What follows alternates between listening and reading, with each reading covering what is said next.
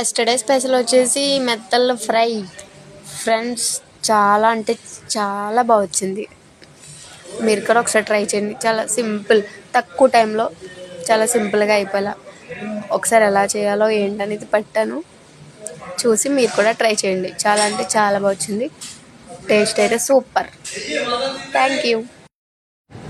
First అయితే చేపలను నీట్గా క్లీన్గా చేసేసుకుని పక్కన పెట్టేసుకోండి. తర్వాత ప్యాన్ పెట్టి దానికి సరిపడంత ఆయిల్ వేసి అప్పుడు మెత్తల్ని అందులో వేయండి. తర్వాత కొంచెం కరివేపాకు కూడా వేసి ఒక 5 minutes ఉంచి తర్వాత కొంచెం అల్లం వెల్లుల్లి పేస్టు, జీలకర్ర పేస్ట్ కూడా వేసి ఒక 5 నిమిషాలు ఉంచి తర్వాత సాల్ట్, పసుపు, కారం సరిపడంత వేసుకుని ఒక 10 minutes అలా ఉంచితే మూత పెట్టి బాయిల్ అయిన తర్వాత టేస్ట్ చూడండి. చాలా బాగుంటుంది. చాలా సింపుల్గా అయిపోతుంది తక్కువ టైంలోనే.